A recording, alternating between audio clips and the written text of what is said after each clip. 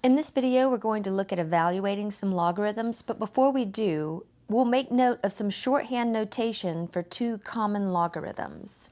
Let's recall that shorthand is a common practice in math. We almost never write x to the first power. We would write x with no exponent, and it's implied that the power is 1. When we write the square root of x, we don't write the index of a 2. Again, because this is a common radical, that index is left off and implied. We have two logarithms that are used more than any others and therefore have their own shorthand. Log base 10 has a shorthand where we just leave off the base.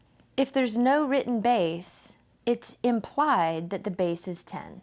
Remember, a logarithm must have a base in order to be meaningful, so if it's missing, that means log base 10. The shorthand for log base e is what we call the natural log. It's the ln of x. And when we see this notation, we know that the implied base is e. And as a reminder, e is an irrational number, non-repeating, non-terminating decimal that's approximately equal to 2.718. Let's make a note here that the ln of x also has a unique name. It's called the natural logarithm. And so this expression might also be referred to as the natural log of x. In this example, we're going to evaluate the logarithmic expressions, and notice some of these logarithms are using that shorthand notation. As a reminder, a logarithm is going to have an output that is an exponent. What we're looking for is the exponent that goes on the base in order to bring us back to the argument, which in this case is 8. So the question we're asking is 2 raised to what power is equal to 8? And hopefully we can see that 2 raised to the 3 power is 8. Let's just make a note that this is going to be equal to 3 because if we were to convert to exponential form, we start with the base, raise that to the 3 power, and it brings us back to the argument. We can see that 2 cubed is equal to 8 is a true statement, and that's what tells us that this logarithm has to be equal to 3. Let's go down the list here and start with this next one.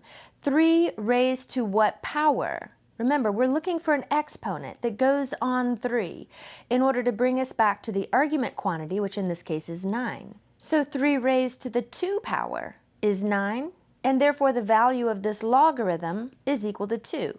Again, let's say that if we were to convert to exponential form by starting with the base, raising it to the power 2, that brings us back to the argument of 9, and it's easier to see that this is a true statement when we have converted it into exponential form. Moving down the list here, we now see we have a log with no written base. When the base is missing, it is implied that the base is 10. So 10 raised to what power is 100? 10 raised to the 2 power is 100. In our next column here, we're starting with base 27, and we say 27 raised to what power is equal to 3. So if we were to convert this to exponential form, we would be looking for the power that goes on 27 to bring us back to 3. And hopefully you can see that 27 to the 1/3 power is equal to 3.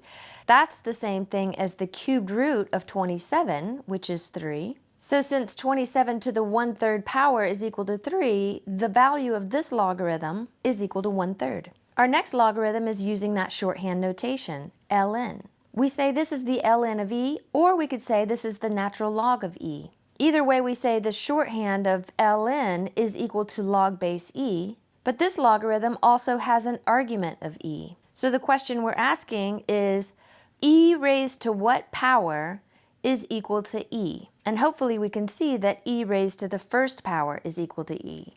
So the value of this logarithm is simply going to be 1. In our next example, again, we have shorthand notation. There's no written base, and so what that means is that the implied base is 10. So this is the same thing as saying log base 10 of 1/10. So now we're looking for the power that goes on 10 in order to bring us to the argument of 1/10. 10 raised to what power is 1/10? 10 raised to the -1 power is 1/10. So the value of this logarithm is -1. Again, we have the shorthand notation ln, which is also called the natural logarithm. So this natural log of the square root of e is shorthand for log base e. The ln is the same thing as log base e. The argument in this case is square root of e, but that can also be written as e to the 1/2 power. If we write it as e to the 1/2, it's a little bit easier to see that the value of this logarithm is going to be equal to 1/2. E raised to what power is e raised to the 1/2 power? So that means the value of this logarithm is equal to just 1/2. To evaluate the next expression, we're asking what is the power that goes on 4 in order to get us to the argument of +1. 4 raised to the 0 power is 1. If we wanted to convert that to exponential form to be convinced, we would start with the base, raise it to the power 0, and that would be equal to the argument. And we can see from this perspective that that actually is true. And so the value of this logarithm is 0. And we end with one that's a little bit tricky. We want to figure out who is the power that goes on radical 5. So rad 5 raised to what power is equal to 25. Let's think about this from the perspective of being in exponential form. Rad 5 raised to what power is equal to 25. Rad 5 is the same thing as 5 to the 1/2 raised to what power is equal to 25. And we would need a power of 4 here in order to get 5 to the 1/2 raised to the 4, which is equal to 5 squared, and that's equal to 25. So who was the power that we needed to raise rad 5 to in order to get 25? We needed to raise that to a power of 4. And so 4 is the value of this logarithm.